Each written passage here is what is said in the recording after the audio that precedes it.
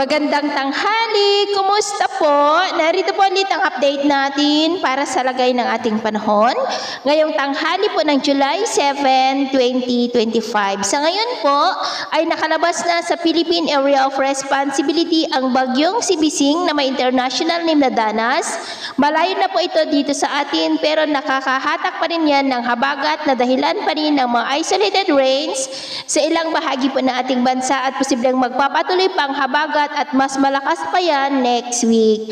At ito naman ay pinapakita ng forecast model natin pong ginagamit hanggang po sa susunod na 2 linggo. At sa lagay ng ating panahon, ngayong tanghali ay maayos ang panahon sa malaking bahagi ng bansa pero may chance pa rin ng cloudy skies with isolated rain sa may Batanes, Ilocos Region, ilang bahagi ng Central Luzon, lalo sa western section, ilang bahagi ng Palawan, Northern Mindanao, Sorsogon, ilang bahagi ng Davao at Holosulu. At sa susunod po ng mga oras, mas maulap na ang kalangitan with isolated rain sa may Ilocos Region, Cordillera, ilang bahagi ng Cagayan, Central Luzon, Palawan, Bohol at malaking bahagi ng Mindanao. Kaya mag-ingat po tayo dahil posible pa rin ang mga banta po ng mga pagbaha at pagguho ng lupa. Sa atin naman po mga baybayin, iwasan na po muna natin ang papalaot lalo na po sa mga baybayin ng Batanes, Calayan Seaboard at maging po sa mga baybayin ng Ilocos Region dahil ang mga alon dyan ay posible po na aabot hanggang po sa 1.8 to 3 meters height.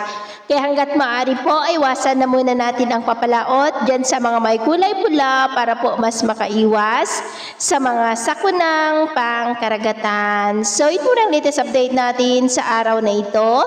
At ako po muli si James na nagsasabing sa kahit na pagsubok po na darating sa ating buhay, huwag na huwag po tayong mawawalan ng pag-asa. Thank you and God bless!